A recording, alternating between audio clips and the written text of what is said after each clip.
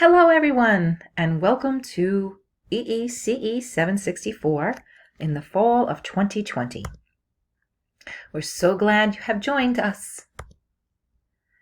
Just a little bit about myself. My name is Diane Case, and I will be teaching this course. I am going to show you a few pictures that kind of tell a little bit about myself and things that I like to do. The first thing you see here is a beautiful sunset in Port Washington, which is where I live. It's one of my favorite places to go to. It's the town dock, and it really does give you the most beautiful sunsets. This is my family. It's a little distorted, but this is my son's 8th grade graduation. To the left is my daughter Danielle, and then myself, and then my daughter Nicole, and my husband William, or Billy, we call him. What you see there is the school that my son went to, and it is now closed, which is very sad, but he's going to be going to Kellenberg next year.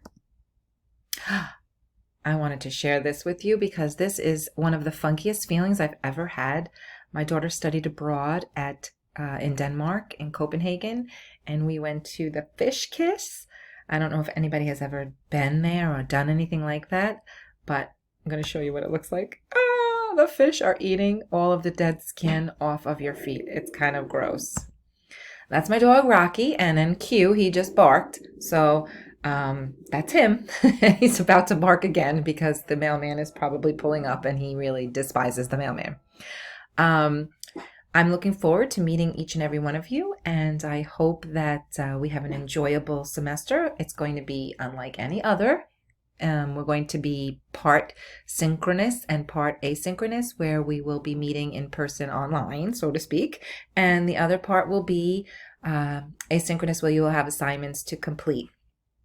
I am here for you, and if you need anything, you can email me at any given time, and I will respond as soon as possible, but definitely within 24 hours. I did indicate 2 separate emails on the syllabus. One is the Queens College email, and the other is my personal email, which you may use at any time.